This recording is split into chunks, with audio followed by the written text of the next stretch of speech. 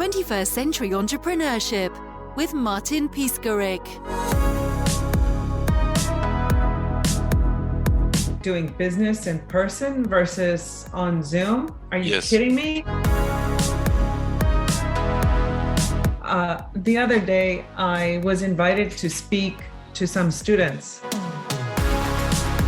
at Babson College in Massachusetts. And it's well known for their entrepreneurial school and for accounting and for business.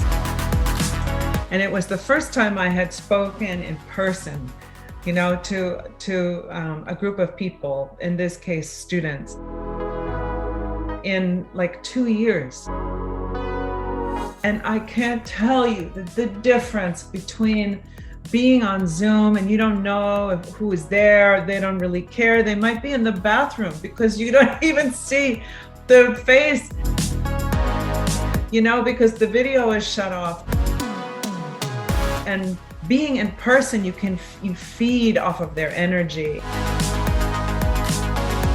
The moderator asked me 4 questions, and then the students took over, and they, for an hour and a quarter, asked me questions, and they were so engaged. The emotional connection is priceless, you know? And so now, as we come out of this pandemic, you know, we have the option to be in person again. And I think people, you know, they got comfortable working remotely, and some people have jobs for which that is really perfect. But I think gradually, the more people go back to work, those that are staying home will have the fear of missing out, you know, FOMO. And there's nothing that can replace a personal, physical relationship in front of you. How hard is to get engagement and be engaged in the new technology context? You have to make an effort. You have to always make an effort regardless, but you have to make more of an effort. Like if you are a leader, an entrepreneur, and you're starting a company and you have new employees, right? And how do you build culture online? You can't walk down the hall and say like, hey, do you want to get a cup of coffee? Impromptu, like that spontaneity is lost online. And you have to work really, really hard to achieve it. And, you know, most people don't do that. You know, there's nothing that can replace that physicality. What else do you need except being spontaneous for at least going into direction of a successful path? Well, you have to really think through strategically how you're going to communicate with different people who may not be great communicators. And so you have to work extra hard to draw them out and find different ways to engage them without putting them on the spot. And, you know, if you are in front of somebody, you're just there, you have, you know, you can say like, what do you think? Because they're right there. But when you're online, you know, you have to reach out to them, and they have to kind of maybe get out of their comfort zone to communicate how they feel. Because when you're online, you also cannot read a person's expressions, right? And you may not see, you know, how their whole body, you only see from the neck up. And so, you know, I think it requires both parties to work harder. And, you know, what do we know? Most human beings are a little bit more complacent and lazy than most. What about Generation Z?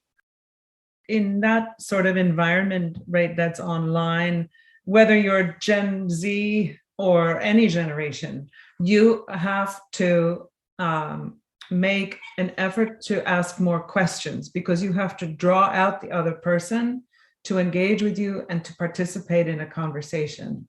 And so how do you do that? Well, you have to ask questions that are open-ended, not questions that are yes or no, because that's easy. You can just say yeah or no, or, you know, just nod your head and you don't have to engage. You have to rejigger the questions that you might not even ask if you're in person with them, right? And say, what do you think about that? How do you feel about that? And that draws people out because they have to talk more.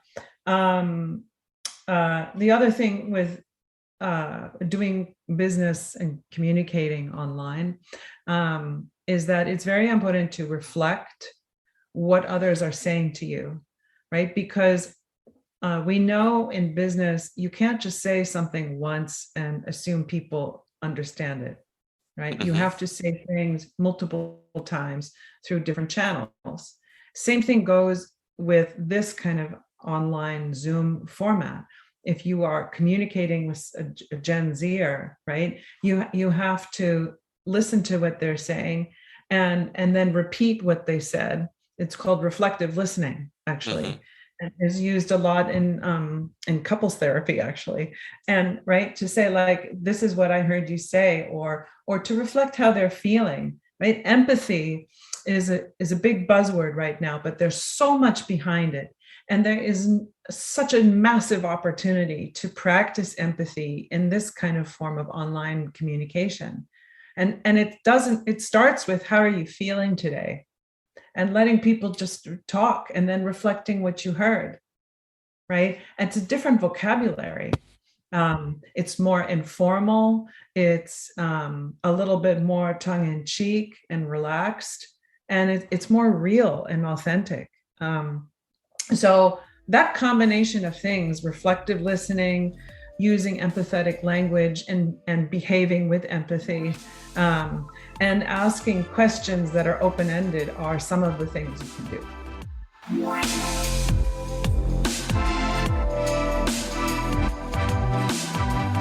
And what about you and your feeling in the process? Do you feel alone sometimes? What kind of connections can we have in this new environment? I mean, of course, one feels alone. I mean, I'm a little bit older, and so I remember those days. You could walk down the hall or peek your head over the cubicle or the office, or look around and wave at somebody, and you can ask them a question or solve a problem, or go have a drink, a cocktail after work, or go across the street to get a sandwich for lunch. Like that,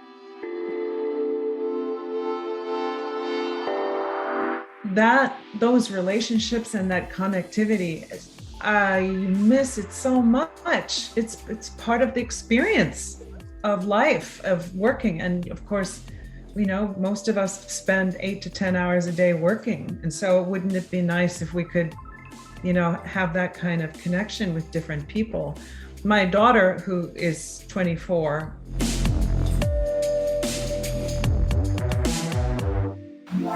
she just started working for a company in New York, and her onboarding was during COVID. She said, "Mom, it's so hard to get to know this company and the people who I work with because they're just little boxes on my screen," right? And I said, it's crazy because 95% of the people in this world who are my friends are people from work, from some kind of professional work engagement. And I met them all in person, right? So her point was, it's hard to make friends with people online because you can't go and do anything with them. You can't carry your laptop, or you could, but it'd be kind of weird to take it to the bar and you're not with them, and there's no spontaneity. So I think what we will see is more of a return to working in an office or in a place, doesn't have to be an office, where we can be with other people. The concept of humility and being humble is really important and plays a big role in the current work environment. And what I mean by this is because we are talking to basically a screen with people in little boxes in front of us, you have to work harder at engaging them, and they have to work harder themselves to engage with you. And that is kind of there's a need to humanize the experience because we're not humanly in front of each other. And how do you do that? It's something that actually I think is a superpower of leadership and of good managers to express when they make a mistake. Like, so many people who are leaders or managers think that they have to have all the answers and that you can't ever admit a mistake because it shows weakness. But actually the opposite is true, that if you can be vulnerable enough to say, you know, that didn't work out so well, and I could have done this better. That's my part in this. What do you guys think? And how can I help you be better the next time?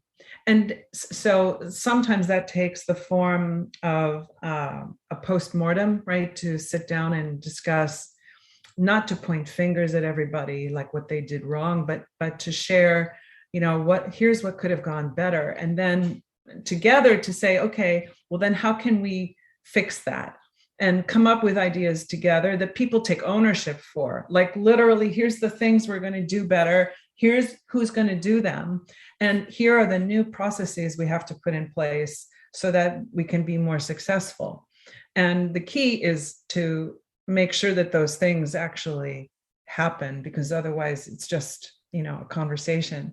But it begins with this concept of being more humble and letting down your guard and realizing that if you can show that, you can kind of create this culture of collaboration where people are not covering for themselves or having to fake it because they think they have to be something else. And it draws people in and makes for a much more creative, productive, human working environment. And what about ratio focus on process versus focus on person that is related to that process? I mean, it's the people that make the process, and it's the people that are in the process where there's outcomes, right? There are outputs and there are outcomes, and the process is what stitches it all together. And sometimes the process has a kink in it and it's broken. And you know, like a garden hose, right? If there's a kink, the water doesn't flow through it.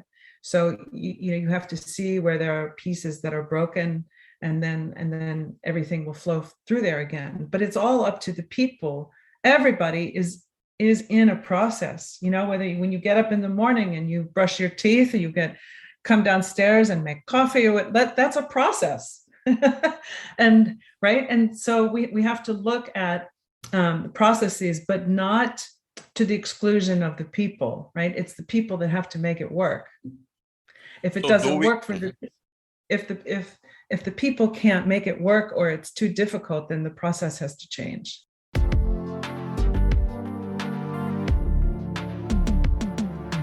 That was actually my next question. How much is it about making process for people, or vice versa, to make process and then to try to find people that can make it happen? The process won't work if the people can't function and perform in it. So like a process is just a means to an end. But usually if the process isn't working right for people, then it won't achieve as successful an outcome as it was meant to. It's the people that dictate the process because they create it and they have to work with it. And the process can determine whether it provides the opportunity to be successful or not. So maybe we have a problem then. So we do not know people because of the Zoom and the technology. So if we not know how to read people, how to feel people, how then to make it happen? Yeah, I mean that's where somebody, whether it's the leader the manager or the young person that just has to raise their hand and say, I'm not getting anything out of this. Or somebody has to ask, is this working for you? Like, I think in this world, there have to be more touch points where you check in with people, right? You can't just assume, which we do, right? We assume that everything's okay and, okay, great, we had a good conversation, everybody go off and do their thing, goodbye, right? No, because of this working environment online, you have to check in with people more. And you have to be okay with the fact that somebody may say, this isn't working for me. I don't understand, or I don't, whatever it is, right? And it is for the privilege of being a leader, it's on you to have to ask that question, because you can't assume, that a Gen Z or, somebody just starting out will know how to say that or have the confidence to.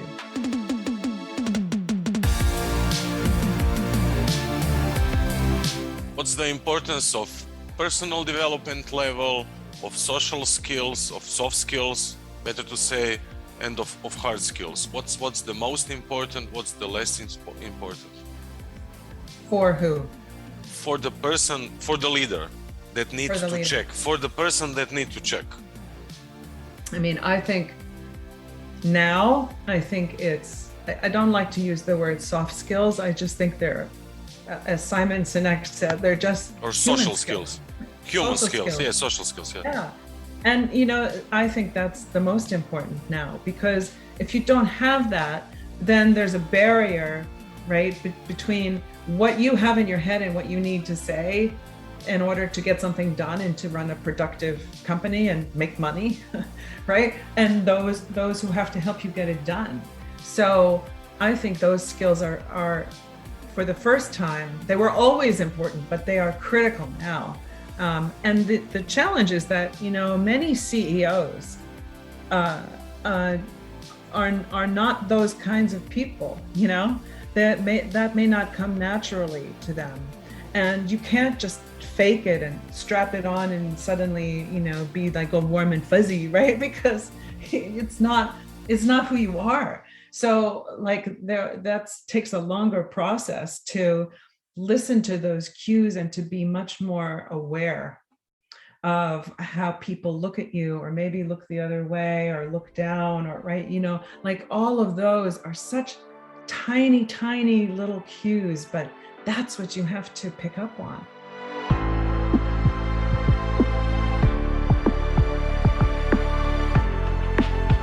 In my book, I wrote a little bit about this, because the whole concept of make it, don't fake it means, right, that you have to be true to yourself. You have to be authentic, and you can't just suddenly be somebody else, right? That's what we call imposter syndrome, which is a very popular topic these days. And what you really have to, as a leader, first look yourself in the mirror and identify who you are. I mean, it sounds like a little silly, but who are you, and what do you stand for, and what do you not stand for? Because those values then become the backbone and the foundation of your company, and they are what attracts other people. People want to feel, especially now, a sense of belonging to the company that they're with, right? That's why we had this big great resignation, they call it, or the big job reshuffle, right? Because people felt like there's no connection between them and their employer, and they don't share the same values. And so now you see all of a sudden a lot of companies on their websites posting their values. And it used to be kind of at the end, under contact us, right at the end. But now it's right front and center. It's also for customers. They want to do business with companies who they can identify with, right? They want to make sure that those things are important to them. And in business, what do we know? We want to do business with people we trust and people we like. And that's where those values, they sit at the intersection of those two things. And those values, they infuse how you communicate, what you celebrate, the the traditions you have in your company or online, celebrating someone's birthday or whatever. They infuse every business process. So, for example, if great creativity is a value, or being innovative is a value of your company, then how does innovation infuse your culture? What are the things you do to support that and promote it? How do you reward people for their innovation, right, publicly?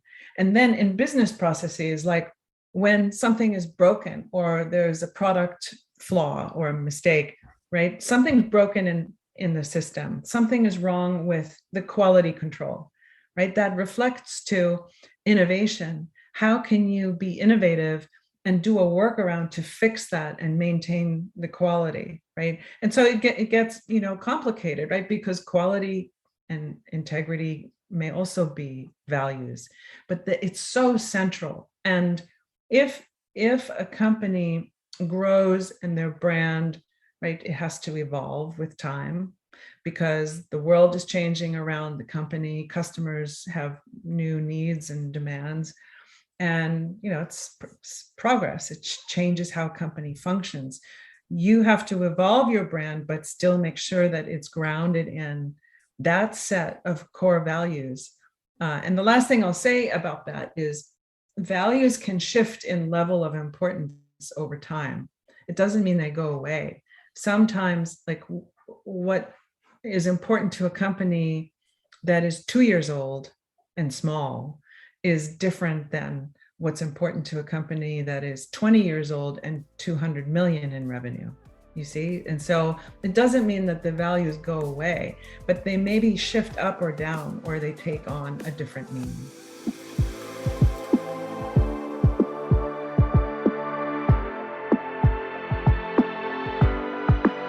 So some other prerequisite beside values, prerequisites for change. Mm-hmm. Special way of thinking, openness, acceptance. Like our lives are all the only constant right now is change. and Absolutely. And so, the rate of change is increasing. Like life seems like in the last 2 years like a moving target. There's no very, very little long-term planning that comfort zone. No, yeah. You're constantly in crisis mode. You're constantly having to change your plan because everything was a moving target. And for Gen Zers, this was very, very challenging, right? Because they never had they been exposed to this kind of crisis way of living 24/7.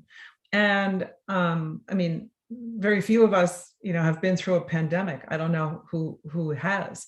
So, the thing for a leader is you have to be very flexible and open-minded to, like, okay, if this happens, we're going to do this. If that happens, we will do this over here. And you constantly have to be thinking about different contingency plans so that whatever happens, you kind of thought it through and you know how to navigate forward with more confidence. But this requires agility. It requires being open-minded and being humble, right? Because you won't have all the answers. You have to ask people for their ideas. And sometimes it's very uncomfortable to be in limbo all the time. But sometimes success is just getting to tomorrow. And that's okay, because tomorrow it will be different again.